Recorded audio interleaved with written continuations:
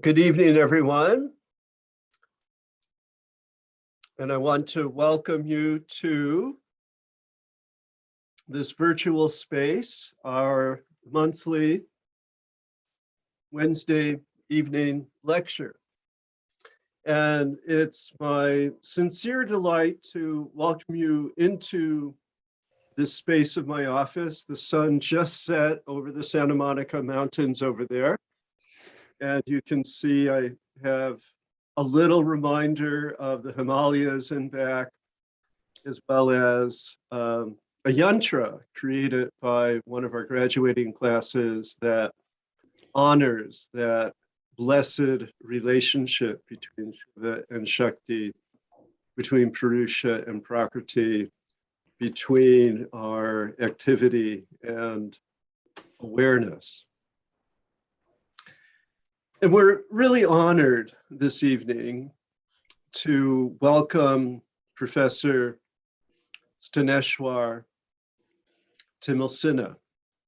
And if we examine that first name, Ishwar, of course, the Lord, Stan, stand, standing, being. So the Lord of being is with us. And he will expand our sense of emplacement within the universe by talking about Pashupati.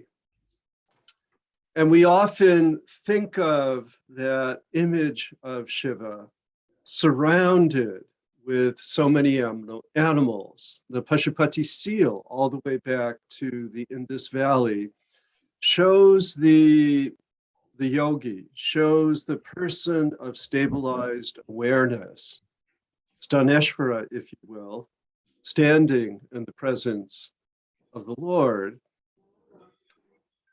In that idiom of ahimsa, in that idiom where animals lose their fear and they come around and they teach us.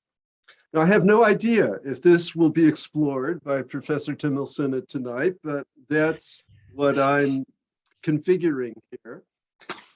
By way of introduction, he is Professor of Religious Studies at San Diego State University. He is the author of many important books, including this book, which is called Seeing and Appearance, based upon his dissertation. And he is a renowned expert on the traditions of Tantra. He founded the Department of Tantric Studies at Kathmandu University. He holds the Acharya degree from Benares Hindu University. He also is the holder of a PhD from Halle University in Germany. And during those wonderful years of really the 90s and the O's, when people were discovering Tantra in new ways, where did they go other than to the Department of Tantric Studies at Kathmandu University?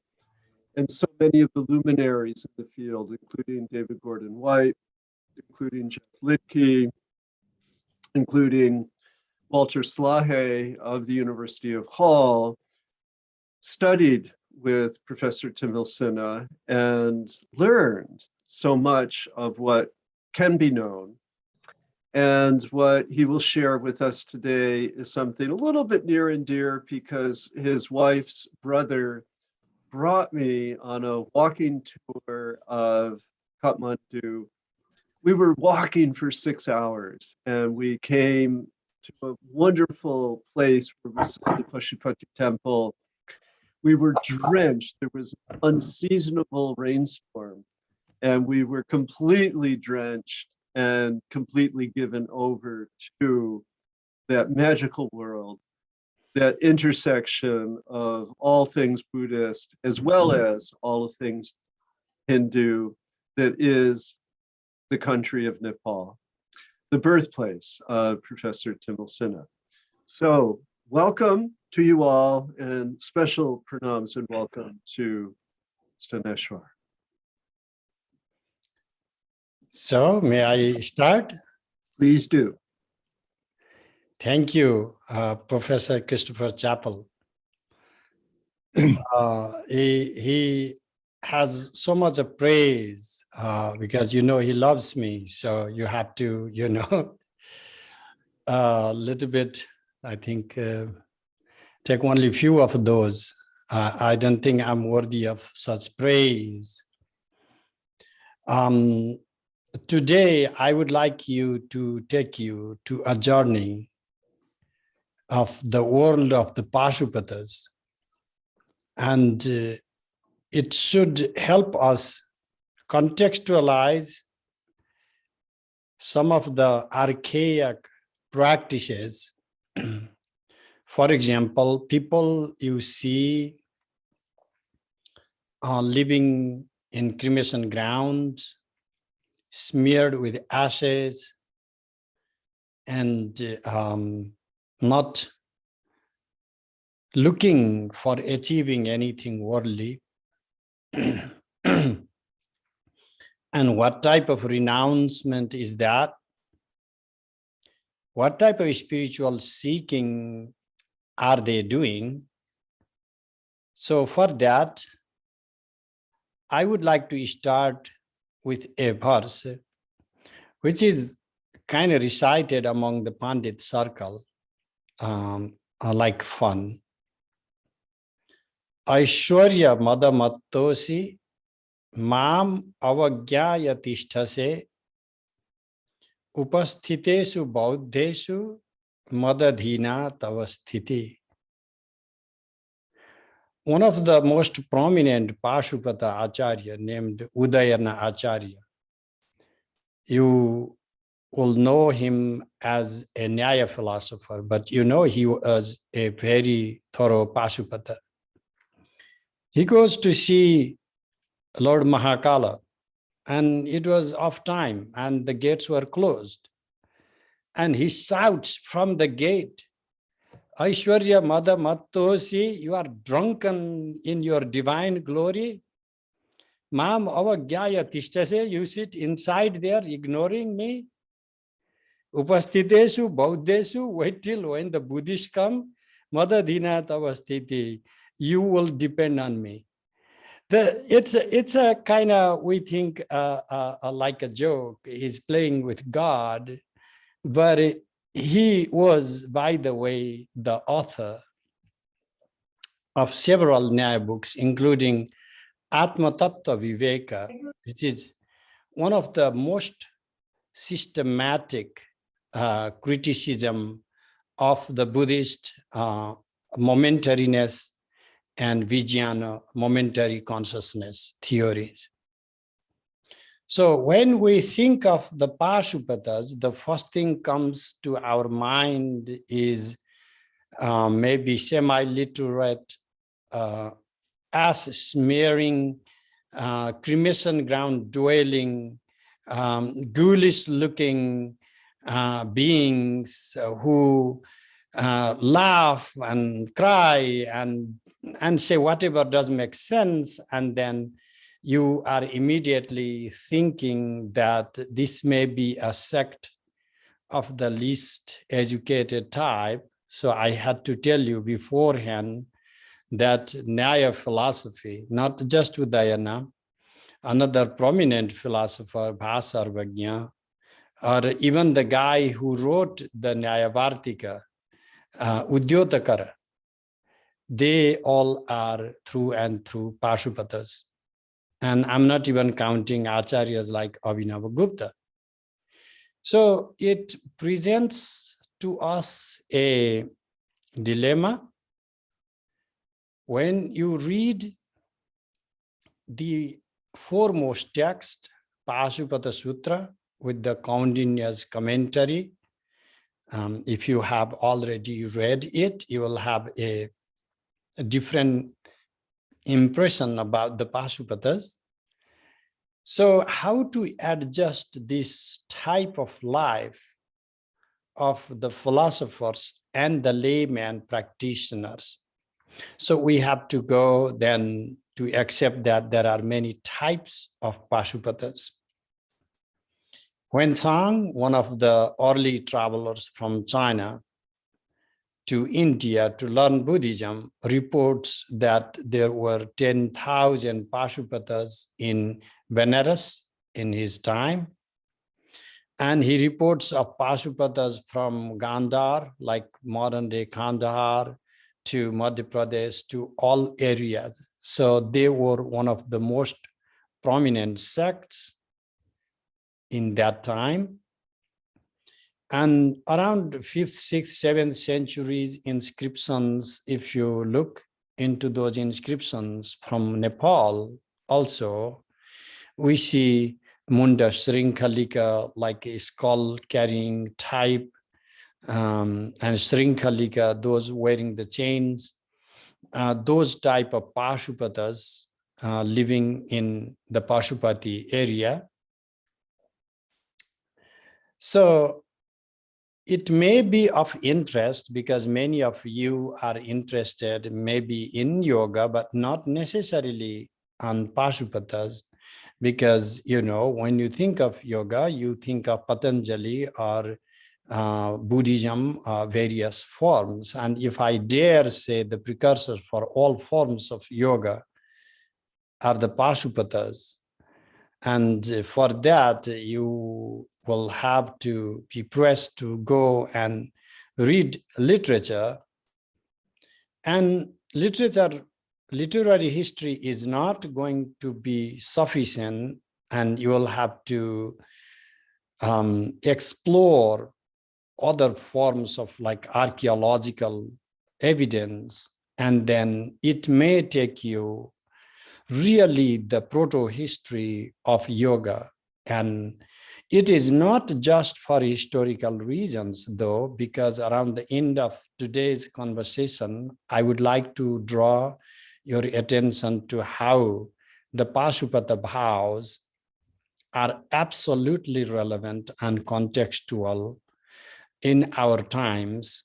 And many of the bhavs are common bhavs, whether Patanjalian or Buddhist bhavs, and they are, let's call them universal bhavs. But there are some very specific, only to Pashupata type bhavs. And I think we can learn, even in our times today, something meaningful from those archaic practices and those practitioners. And even if we may not be able to whole scale apply those practices in our life, we may be able to borrow some insights and have some significance in enriching our own lives. That allow me to start with some examples. There is on text. From Jangambari, they have this Pashupata Tantra that kind of categorizes Pashupatas to be Anadi Saiva, Adi Saiva, Maha Saiva, Anu Saiva, Avantara Saiva, Avara Saiva, Anantara Saiva. Many Saiva, at least 7 different schools of Saivas we see there. And these Saivas have actually varied forms of practices, like the Anadi Saivas having the absolute Brahman as the only basis and nothing else to practice, to stay, to abide, to dwell in that absolute practice. And then some others who are only focused on the 5-letter mantra, Om Namah Shivaya, and that's it, nothing else to carry or contemplate upon. And then there are Mahashaivas who focus on 5 faces of Lord Shiva. Professor Chappell mentioned to you of Pashupati, that is the form of Sadashiva, that is the form that is worshipped there in the shrine of Pashupati, that is viewed the 5th or the highest form as the absolute, formless Nirguna, whereas the 4 faces in 4 directions are assigned as Tatpurusha, Vamadeva, Aghora, Sadyojata in different phases. If you read the Pashupata Sutras, the entire text is actually surrounded upon the practices of these 5 phases and 5 mantras. So fundamentally, what constitutes the Pashupata Bhav in this Mahasaiva is the recitation of these 5 mantras, visualization of 5 forms of Lord Shiva, and then many of the observances go after that. And there are some venerating Parada or Mercury Linga, they were Raseshwara, even in Shankara's Advaita Vedanta, it is like the genealogy traced is that the teacher of Shankaracharya was Govinda Bhagavad-pada, who was an alchemist and a foremost sadhaka of alchemy. And all the alchemists, by the way, worship Parada lingam made of mercury. And there are others who draw the mandalas and others who do not draw mandala, but have various forms of decorations. In the philosophical discourses, like if you see Brahma Sutra, the commentaries of Shankaracharya and other Acharyas, we encounter 4 different schools of the Saivas: the Saiva, Pashupata, Karunika, and Kapala. In the Pashupata Tantra, they divide 4 types of Pashupatas. One is the Vama, the left hand, where there is a primacy of the goddess. That is why they are called Vama, for nothing wrong, but just for worshipping goddess as the primary divinity. And Dakshina, the right hand, is not necessarily right hand. The southern face of practice is of Aghora, therefore they are the Bhairava worshippers. And then others are Mishra, the mixed one, who worship 7 mothers or various goddesses, and then the Siddhantas. So Veerasaivas claim to be the follower of these Siddhantas. So this is just a very brief account of what the Pashupatas are, historically different sects. What do they practice and what is the meaning to begin with? What does it even mean to say Pashupata? You have Pashu and Pati, and then one who follows the system of Pashupati is the Pashupata. Pashu is a beast and Pati is the Lord. You can say beast master, the Lord of the beast. But what is beast here? Pashyanat, Pasanat, Pashu. Pashu is derived of the root, all the Sanskrit words can be derived of the verb. We have to go look into the verbal base for the meaning. So Pashyanat, one who looks out, observes things, has concepts, delimited knowledge. Pasanat, one who has snares, ties, ropes, who is tied. So that is the second meaning that most people understand. Pashu, it has nothing to do with animals. It is about being tied, being ensnared. So Pashus are all those who are ensnared. What are those snares? 3 fundamental snares, always a 3 guna. It is not the 3 guna of the Sankhyas, but it is the raga, dvesha, and moha, attachment or passion, aversion, and then delusion. These fundamental things tie us, and these are the pashas. And anyone who has this overt expression of passion or hatred, or people who hate others, anything, they have these bondage, ties, and they are Pashu. And Pati is the one who is permanently liberated from these pashas. And about the Pashupatas, they are also pati, in like a sama bhuyaha pati samaha paraha. So will be equal to pati, the master, when they free themselves from these pashas. If you read Sayana Acharya's Sarvadarshana Sangraha, Sayana Madhava's Madhavacharya Sarvadarshana Sangraha, you will find the Grina, Shanka, Bhayam, Lajja, Jugupsha, Cheti Panchami, Kulam, Shilam, Tatha Jatiti, Ashtau Pashaha Prakritita, Pasha, Basa. What are these 8 pashas? You have these, the sense of disgust, doubt, fear, shame, envy. You have these entitlements of the belonging to a particular family, clan, caste.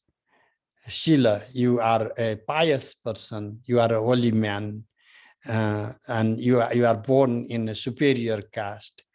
These, the Pashupatas thought, are the fundamental ties that as long as you are thinking that you are Brahmin and therefore you are superior to others, liberation is not possible for you.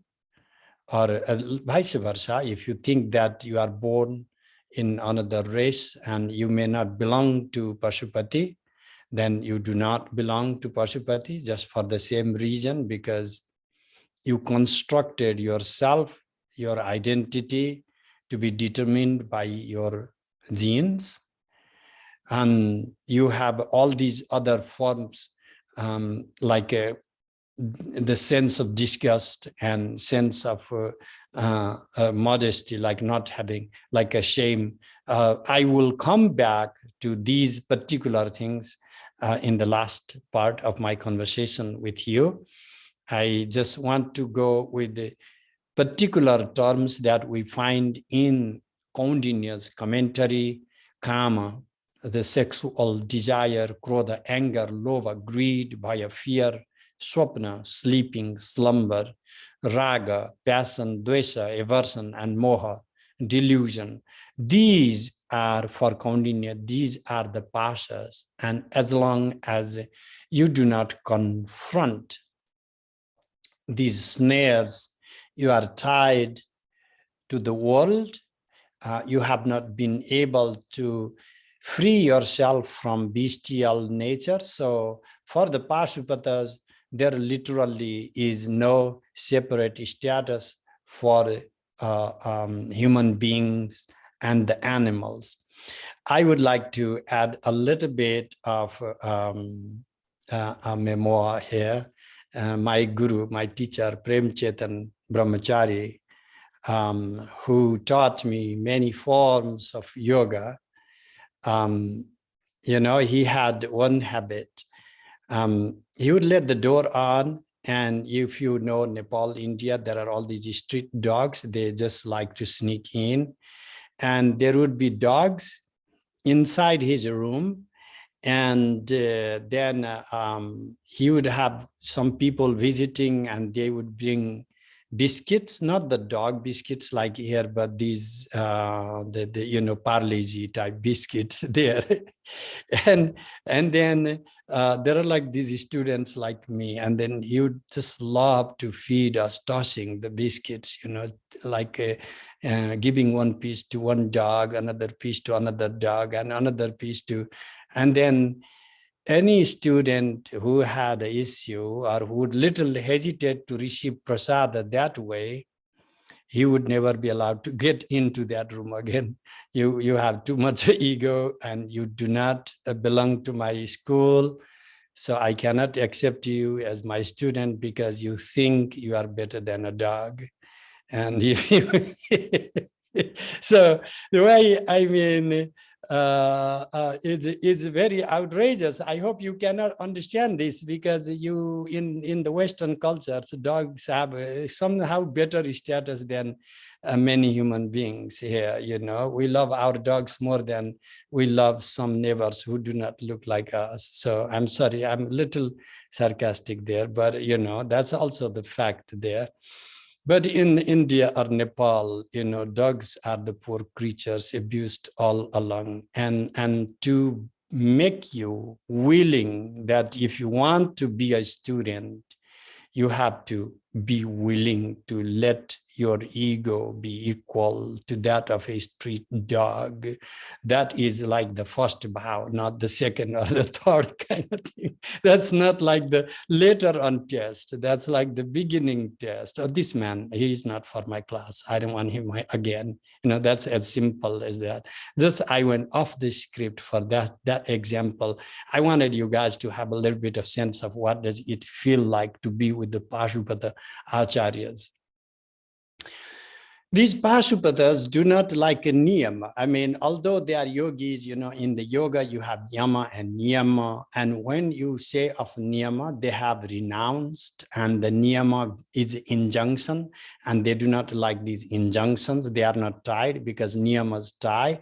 But most of the things what we consider niyama are included within niyama, the rules. And what they say is you cannot abandon yamas up till your life, as long as you have your body. So what are those? You have mostly the same thing of ahimsa, satya, asteya, brahmacharya, aparigraha, that is given there, or krodha, not having anger, guru susrusa, to serve your teacher, purity, ahara laghava, do not eat too much, and apramada, do not be lazy. So these are they consider yama itself. The whole thing falls under yama, and they consider 10 basically routine things you have to observe. And the first and foremost, as you can see, these Pashupatas, you are not going to be surprised if I say they love animals, and they love, of course, ahimsa. So the fundamental vow of the Pashupatas is the vow of ahimsa. So they view himsa can happen in 3 different ways. One is to inflict pain on others. Dukkha utpadana, that is to inflict pain. And that happens through what? Through some psychological games, by verbal accusations, or in attacking someone physically. And the next term they have is andavedana. That is a technical term. It relates to where you might be killing insects or the eggs. So Pashupata Acharyas are not allowed to touch fire. They are not allowed to start fire. So Agni Jwalanam is not allowed. And then Prana Nirmochanam, just then the last type of violence is, killing someone.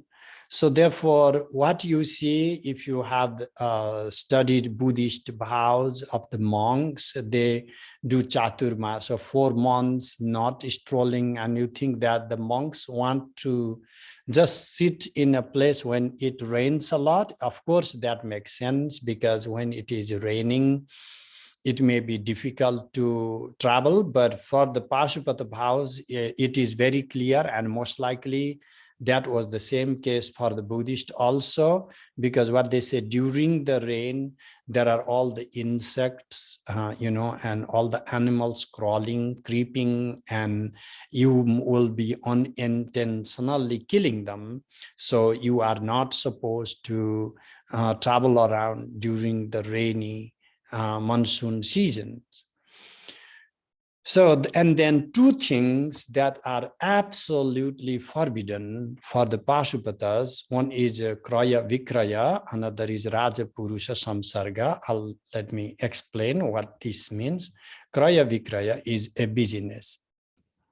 You cannot trade anything. Like for the Buddhist monks, trading is allowed. The Jains, many of the Jains, except for the monks, trading is allowed, but it doesn't matter. It is because it will create, if you have been in any trading thing in your life, you will know that once you start trading, you will have a motive of profiting, and you will trade the things that you can make money of, not the things that people benefit or people want from you.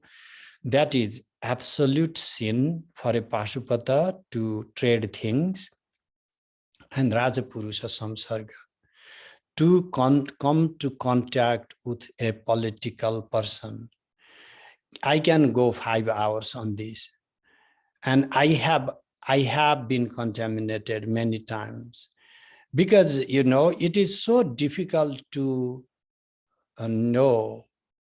You can save yourself from the illusion of Lord Vishnu, but you cannot save yourself from the illusion of the political leaders, because they make you believe that they are there for you. And you somehow think that you have no other way around. You need somebody. So Rajapurusha Samsarga is absolute sin from the Pashupata perspective, because there are no good politicians.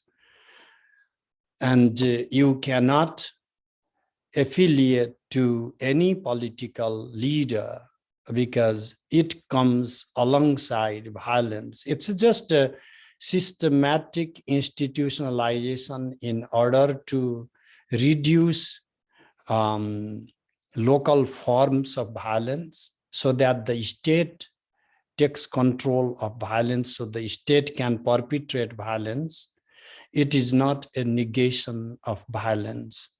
No state can absolutely negate violence.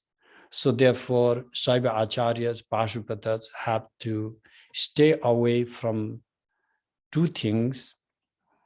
One is doing business. You can come in contact with business people, most likely because they can help you survive too. But anyway, the text do not say, do not ever come to contact with business people. It only says, do not do business.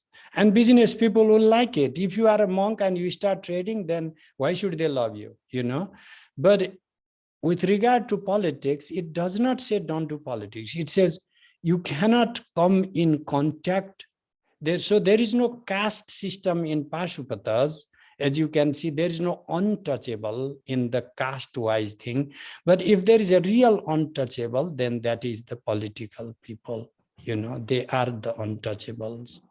And because they will roast your mind, they will ruin your mind. They are very clever, and we people who are practicing these vows cannot always safeguard those vows, and you will never even know when you are misled and are made to do wrong things.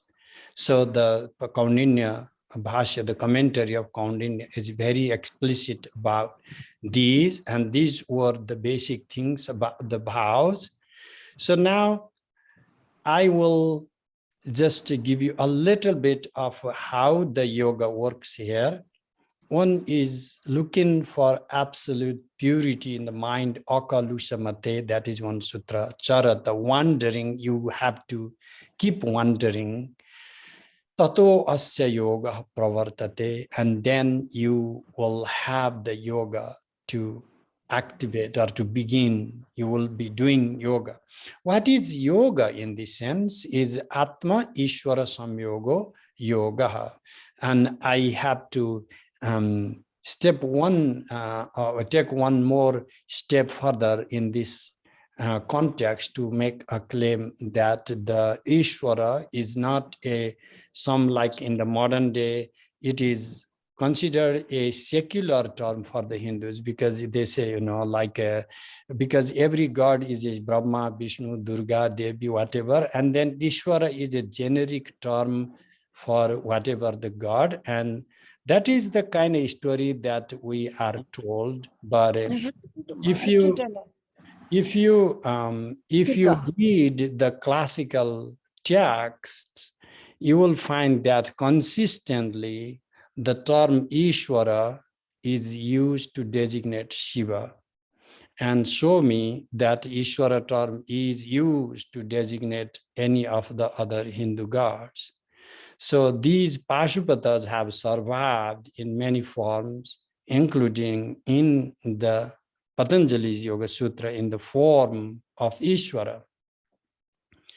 And what about Nyaya? I already told you that that is the logic school of the Pashupatas. So broadly speaking, a little bit exaggeration, but most of the acharyas hail from the Pashupata tradition. So now, Atma Ishvara Samyoga. Now, what is the difference here in compared to Patanjali is there is no Samyoga, actually union. The primary meaning of yoga would have been the union. But if you read Patanjali, then yoga chitta vritti nirodha, I mean, where is the union there? Okay. Asampragyata, where is the union there? So, and then you are independent self and Ishvara is independent self. Where is the union there? So, and then yoga has samadhi, then you will read yujir samadhi from another verbal root, because when you do not have a direct route, then you take a long way, you know, and then that is how you justify. But in here, the yoga originally comes in the sense of the union. And then this is a very explicit in terms of 26 categories. Ishvara, Kauṇḍinya says Ishvara is the 26th category, and he outlines in the commentary the Sankhyan 25 categories. But what is the relationship between the Purusha, the individual self, with Ishvara, the Supreme Lord? Then he gives a good example of haridra, what you call that, turmeric and water. If you put a lot of turmeric in water, it will be yellow, and then now you cannot separate which part is turmeric and which part is water, or let's say salt. They use the turmeric because you can see. In salt you have to taste, but the example is the same. So the union is like that. So it just adds some quality in their absolute sense. So haridrodaka, the example goes like that. And how do you go into, now this is where we have to explore the practices as prescribed. That's the last part of the conversation, that how do they actually apply the practices. Natakavad acharan acharati. So the Pashupata Acharya, the follower, acharati, follows the conducts like a drama. So it's as if an act going on rather than absolutely following that. He is isolating himself. In the beginning course of practice, at least, he isolates himself to establish his practice. And then he meditates on Om in the heart, Omkaram Abhidyayita, Hridi Kurvita Dharana. This is in the Pashupata Sutra. Now, with these practices, what he does actually is the Pashupata Acharya, the master, when he thinks that now he has achieved, like he is firm in his practice, now he comes to the public.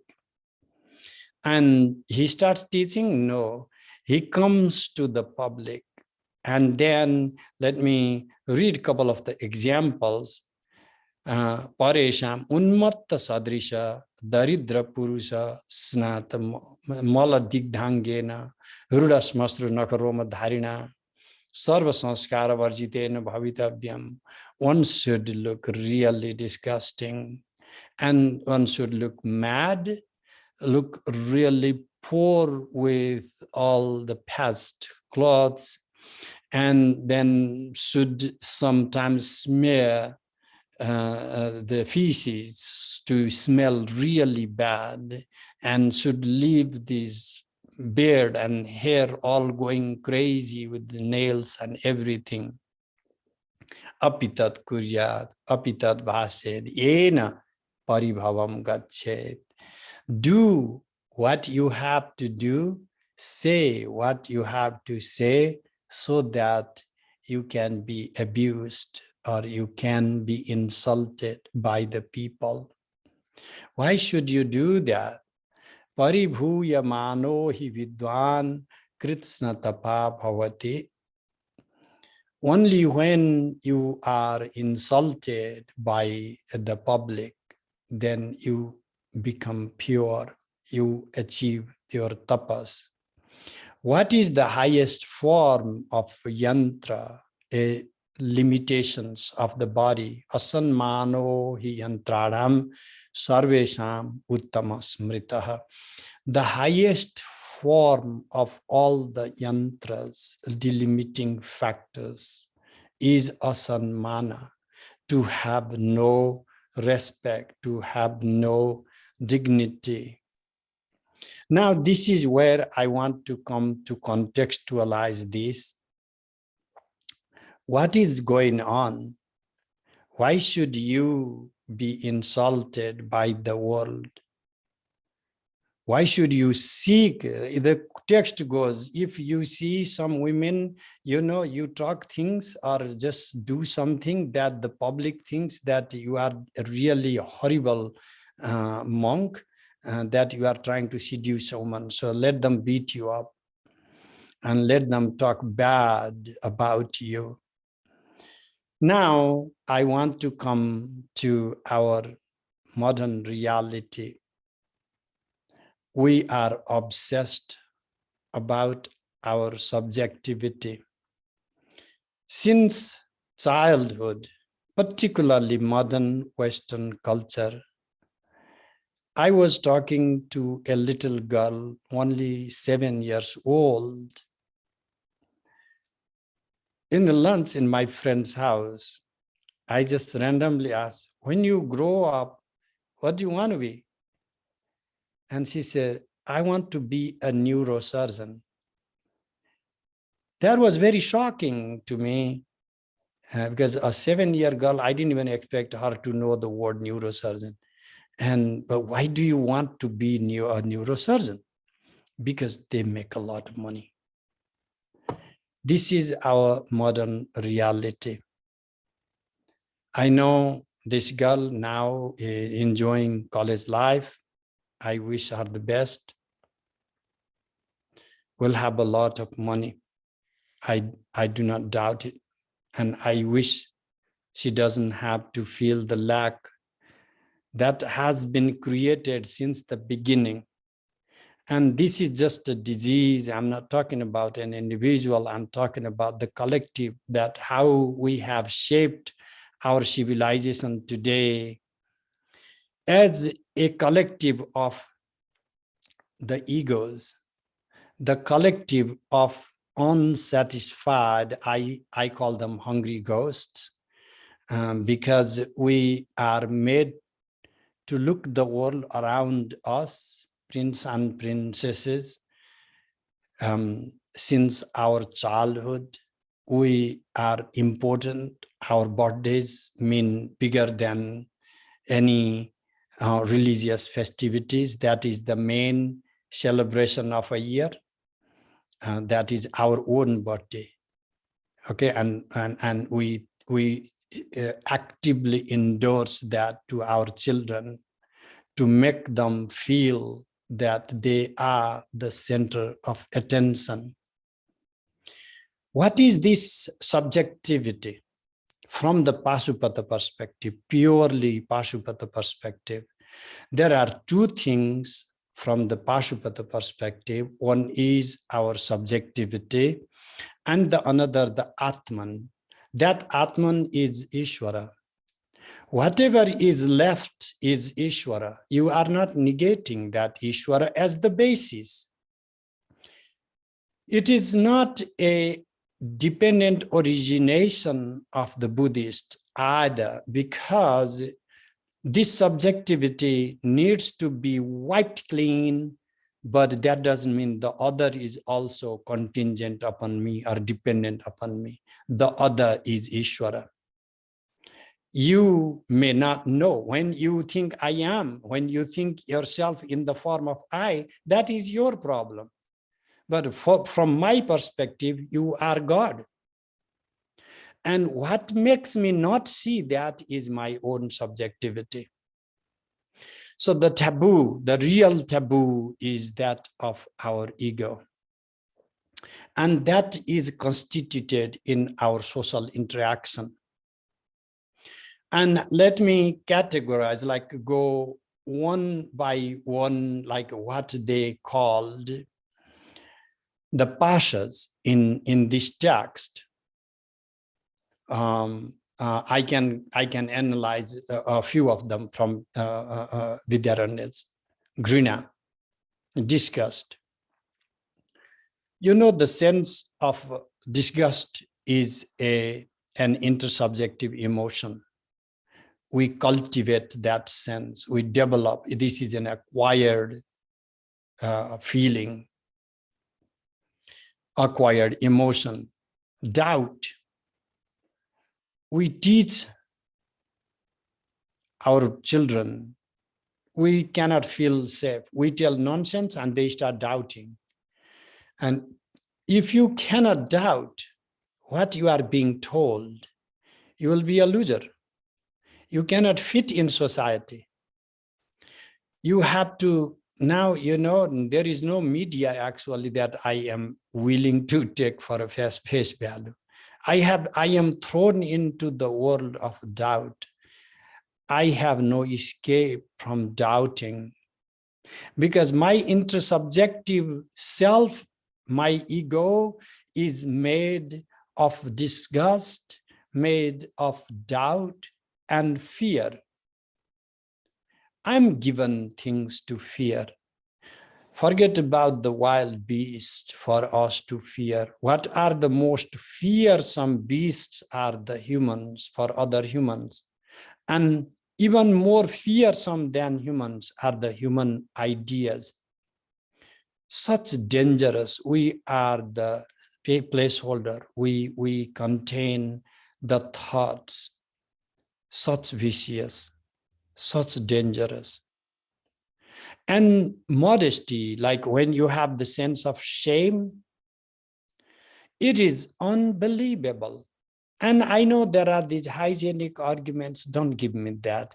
I was hanging out with another person, a Saiva Acharya, who practiced Agorapath. I didn't go learn much, but my teacher made a condition that I have to also learn some of the things, at least have a little bit of exposure to what they do, even if not practice. So I'm sitting next to Vasudev Agori, that was his name. And then he just would make tea and then, you know, serve tea to whoever comes. And people are coming and going, and he doesn't know the idea of cleaning the cups. So, you know, you may have a little hesitation. I have tremendous hesitation to just drink on the cup, like the tea that was used by others. But then what happens is like I was like served tea, and then I look at it, and then it has a thick, dark layer, something. That does look like maybe leaves of tea leaves. And I thought maybe he didn't filter it. And then I was just looking at it, and more closely, I realized that they were all dead flies because they put a lot of sugar, you know, and then when you pour tea and then somebody drinks from that cup and then leaves, and then there's still, it's very sweet, and maybe 10, 20, 50 flies come and, you know, gather there. And then when he pours another batch of tea, flies die, and then it continues, you know, and the cup is being filled. And I managed to sneak out, just like, you know, not make him notice I hadn't drunk his tea. After 10 minutes or so, he notices it. Why didn't you drink your tea? Now I know I'm going to be kicked out. And then I'm just like reluctantly show it to him, the cup. He's very willing to see. Maharaj, can you see? And then he looks with big eyes, he looks at that. there are flies, dead flies. And he said, no surprise, no shock, nothing, no feeling. Yeah, no, I can't eat flies. Okay. And then he just takes all the flies, eats them. And then asks me, can you check if there are flies left? No, there are no flies. Now drink it. No, I can't drink from this like fly soup. I can't. But now he says, but I already ate the flies for you because I understand you didn't want to eat the flies. And so I ate for you. Of course, if we set aside the sense of disgust, the hygienic issue, there is a bigger psychological rather than physical issue. I'm interested in the psychological issue. By the way, this man had a PhD in physics and he was professor in Calcutta University for about a decade. And then he decided to give up everything and became an Aghori. And I didn't know any of those, that life of him, till one physicist from Kathmandu just went there and then he started saying, you are disgusting, stupid guy, you have no reason, no rationality. And then he wrote one lengthy equation on the board and asked him to solve that. And then this best physicist could not solve, and he wrote the whole thing down. And then, do you agree with me? Do you agree with me? The next step he's showing. And then, yeah. And then at the end, when he said, and then he says, you don't deserve my teaching, so just go.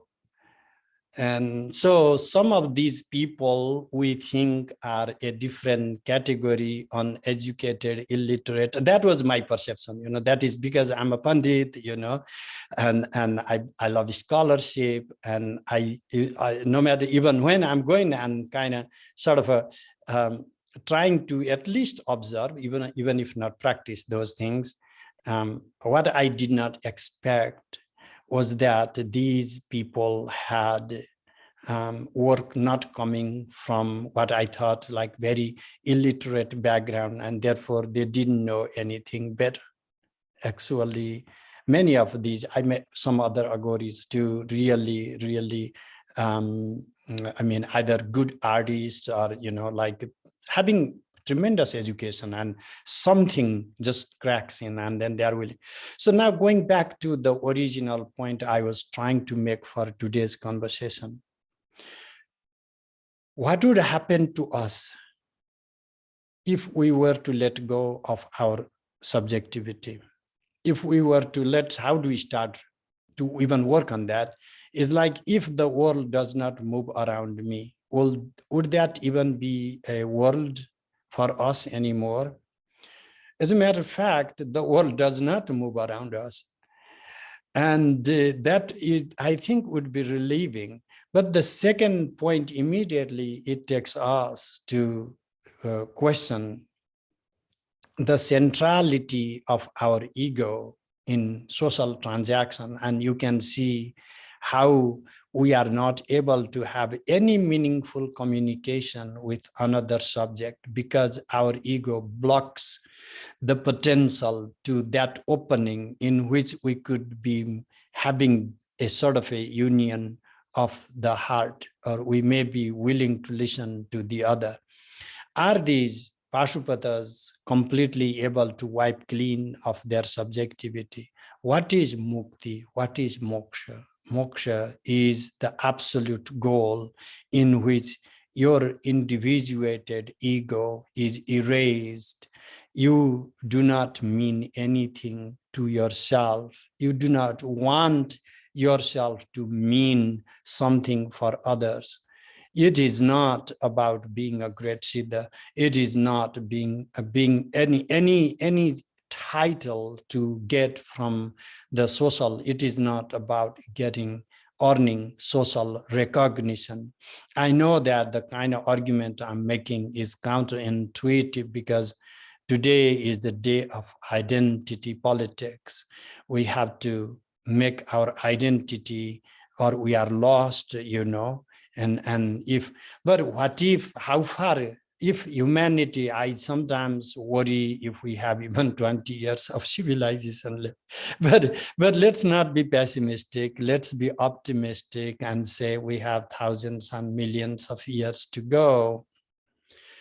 How far this egocentrism.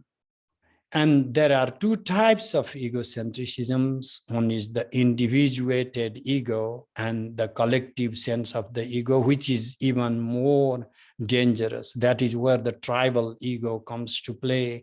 That is why kulam shilam tatha jati, that this is my family, this is my birth, I am an American, you know, I come from great nation, I'm a Nepalese, you know, like you ask, I mean, it's just funny. Every country, man has something told, like, you know, educated since childhood to be proud of.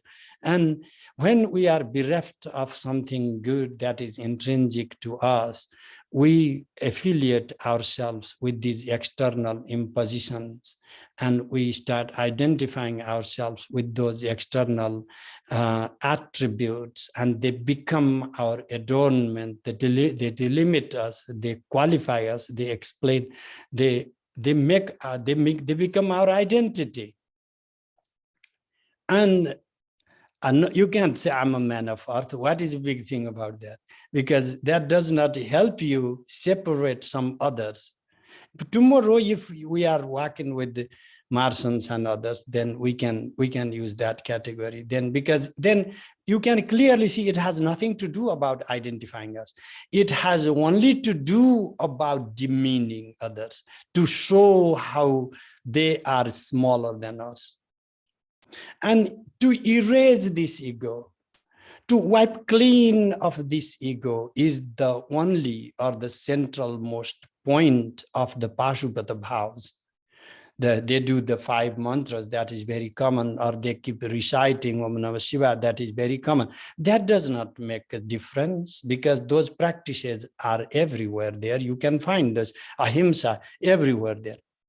But the centrality of deconstructing our everyday ego. And what happens when you deconstruct everyday ego, the Buddha would say, the Buddhist would say, then there is emptiness. There is absolutely nothing left, or this is the ego and the other is like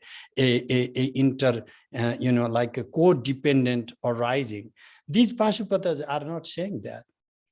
Your ego is codependent arising. That's it. Your ego arises being dependent on what the society imposes on you, and your self-centrality is arising independent. There is nothing absolute as your subject, your ego. When you wipe that clean, you are pati, you are the Lord, you are Shiva, and you are not willing to let go of that ego. Therefore, you are not going to experience yourself as pati, the Lord. To work through this ego is what I believe is the central practice. If you read the Pashupata Sutras and the commentaries, read in light of the comment I just made, that it is working towards erasing our individuated ego, our subjectivity that is construed in our social interaction. And how do you deconstruct that? Is by allowing the other to demean you, to make you. Then finally, I'll come to last point, and then as long as Professor Chappell allows, I'm happy to answer your questions. I'm here for you. So the last point is about, what about the arrogance of Udayana, that, hey, God, you'll need me. You know, that is also very much arrogant thing to say. How can you expect one Acharya to say something like that? Of course, that's a little joke too, but in serious note, the most difficult thing for a Pashupata Acharya is to accept to be a teacher. Because you have to cultivate the ego of the teacher without actually allowing the cultivation of the ego as a teacher or anything else.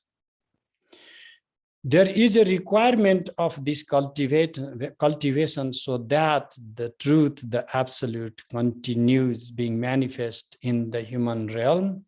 So the teaching is possible, but if that ego starts sucking our life juices, our wisdom, and we become the professor. I know some friends just made a joke about doctors. You know, I'm sure like many of us are the victims of that you get like a PhD and then you start introducing yourself, you know, like everywhere, Dr. Timalsina, Dr. such and so. What is wrong with you? I'm serious. I mean, other people who earn similar degrees do not go on bragging or just, I mean, master's degree maybe one step low, but I mean, it's still great. I haven't met people master such and so, you know, I'm master Timalsina. I don't hear people saying that. So this teacherly ego is also something for anybody who is in, you know, teacherly world. That is something for us to watch, and that we cannot let this ego to define ourselves, because we, on top of what the rest of the world is, do not exist. And this is just a projection of subjectivity. And that projection of subjectivity might have some requirement for social transaction, but it cannot serve anything ultimate. It doesn't have any ultimate purpose. And therefore, we have to work towards, we have to consciously work towards the erasure of this ego. And how the Pashupata saw that is possible is by allowing others to help us deconstruct who we believe we are. Thank you so much. I welcome you to ask questions.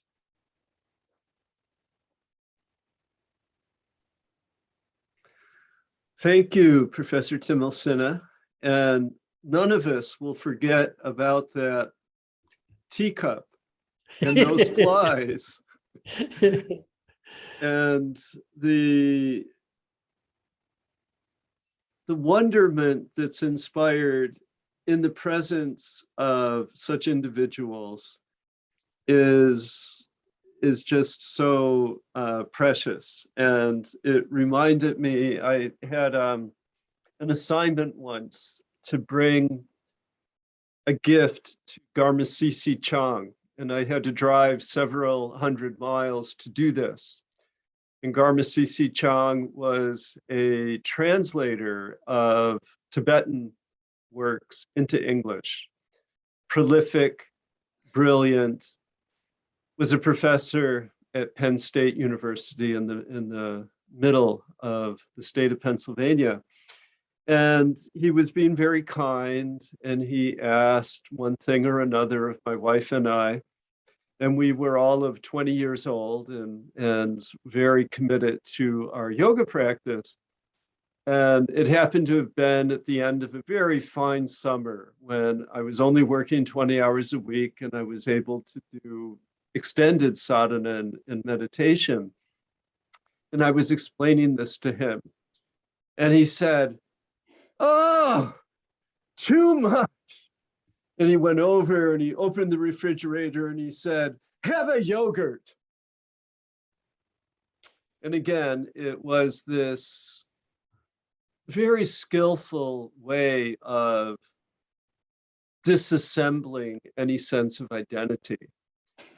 And that humility that we find with the Pashupatas is just, it lifts us up with humor, and it lifts us up because it takes us out of this thing that we think that we are, whatever that thing may be. So thank you. That was just so wonderful. And please, any questions of any sort. It can be a very simple question. It can be a very sophisticated question. I think so. Chris Miser, yeah, Chris first. Thanks. Yeah, good to see you, Acharya. Um, I I have a pretty simple question. I know that for me, I can see a lot of these opportunities arise all the time in our lives, you know. It's just you run up against it all the time because we have these egos. So I wondered though, is there something you do? Is there some process you do which helps ease with that inner tension that arises? Because I noticed when my ego is challenged, I'm good at recognizing it, but then the next step is how do I deal with this inner angst that I feel sometimes? You have to observe on two different fronts. One is learning philosophy. I know in the modern sense, learning philosophy, I don't know what the purpose is. I'm talking about darshanas, because they help us to confront our true identity and then take us back to what our essential or intrinsic nature is.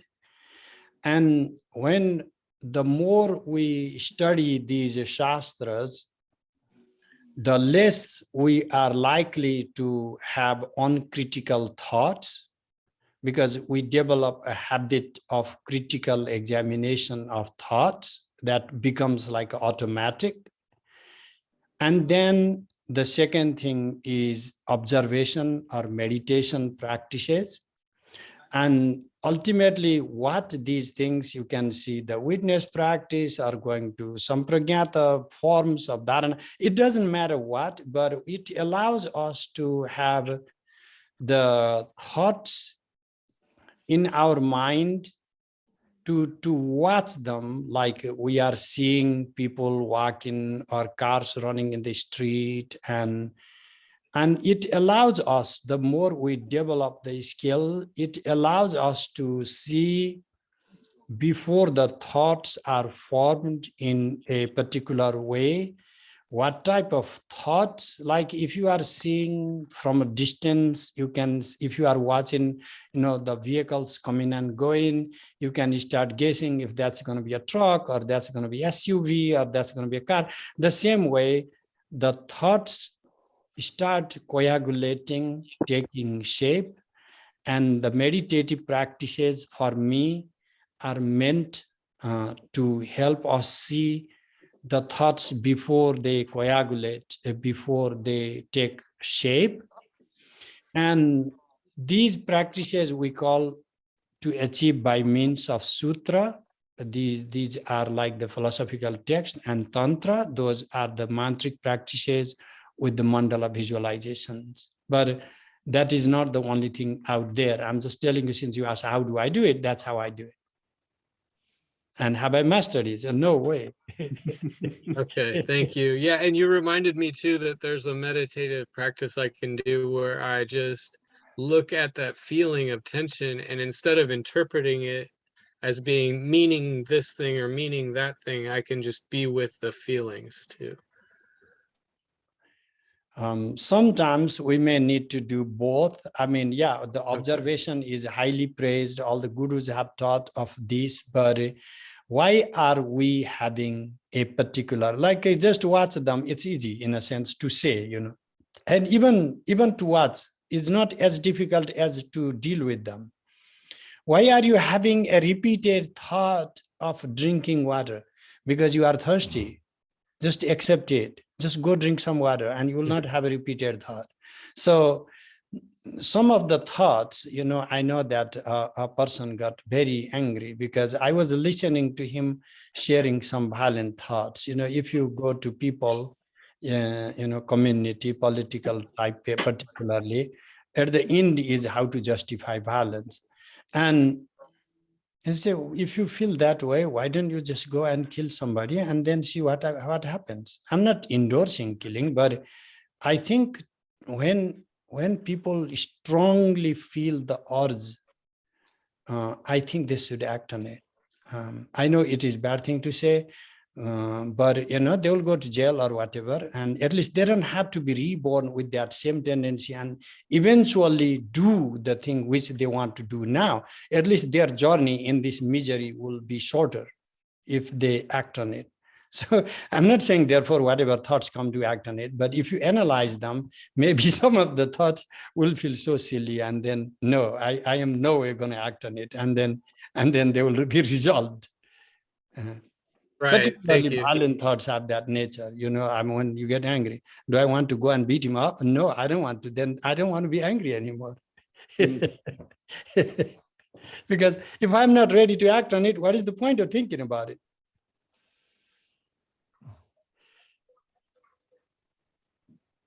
Yes. Thank you.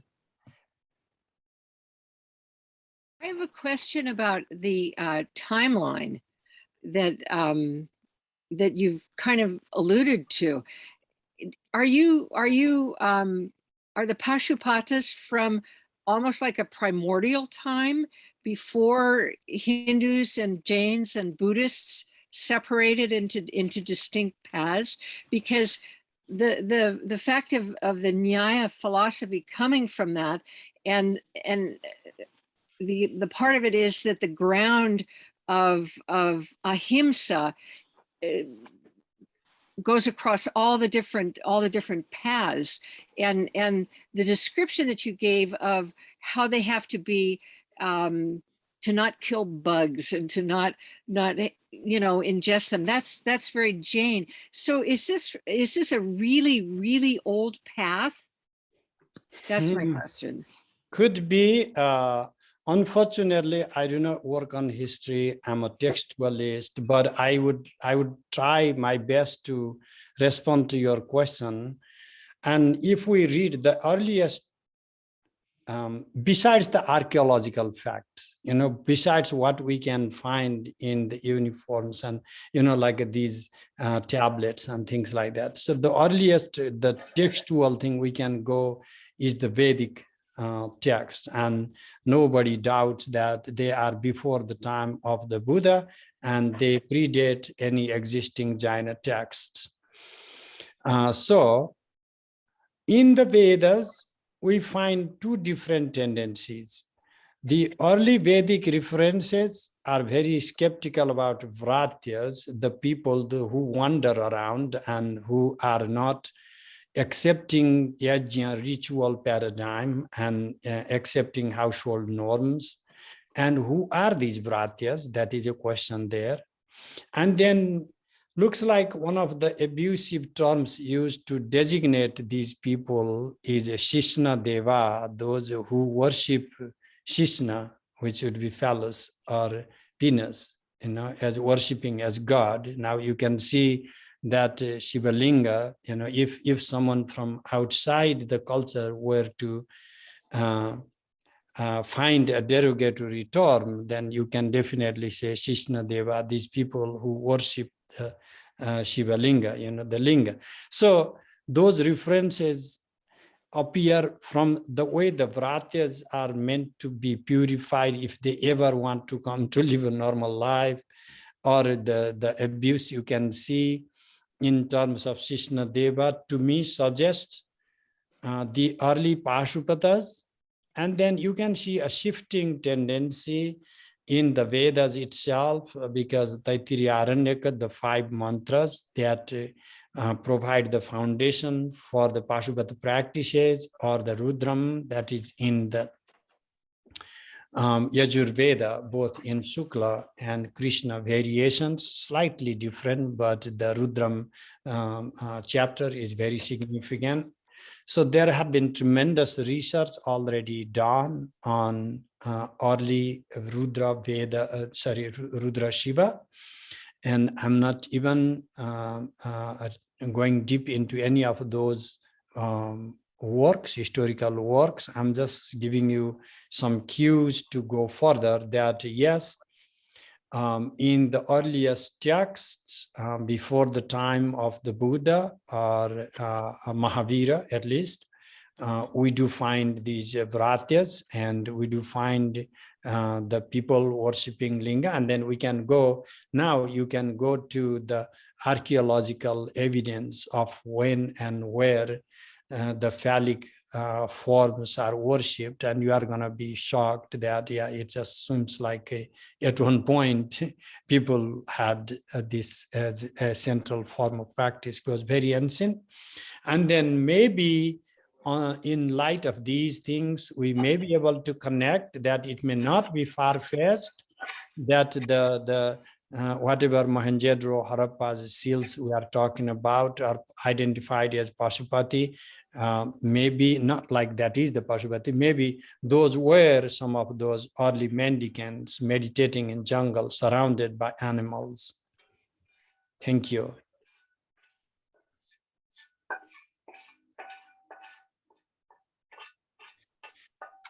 Well, I'm wondering, Sthaneshwar, if you might be able to share with us a chant of some sort as we close out the evening. Okay, so then I will, generally these mantras are, more in the ritual context, but I will do it anyway because we discussed. So let's consider this as a worship because it has been a ritual. There is a priest, there is a jajamana. So priest, I am the priest, Professor Chapel hired, so then I will end with the chant. Om Sadyo Jatam Prapadyami Sadyo Jataya Vai Namaha Bhave Bhave Nati Bhave Bhavaswamam Bhavad Bhavaya Namaha Om Vamadevaya Namo Jeshthaya Namaha Shreshthaya Namo Rudraya Namaha Kalaya Namaha Kalavikaranaya Namo Balavikaranaya Namo Balaya Namo Balapramathanaya Namaha Sarva Bhuta Damanaya Namo Mananmanaya Namaha Om Aghorebhyo Atha Ghorebhyo Ghora Ghoratarevyaha Sarvebhyaha Sarva Sarvebhyo Namaste Astu Rudrarupebhya Om Tat Purushaya Vidmahe Mahadevaya Dhimahi Tanno Rudraha Prachodayate Om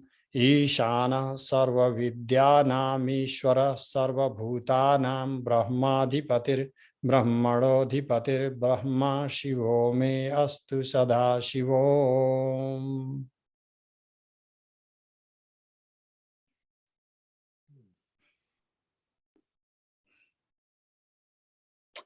Well, thank you all.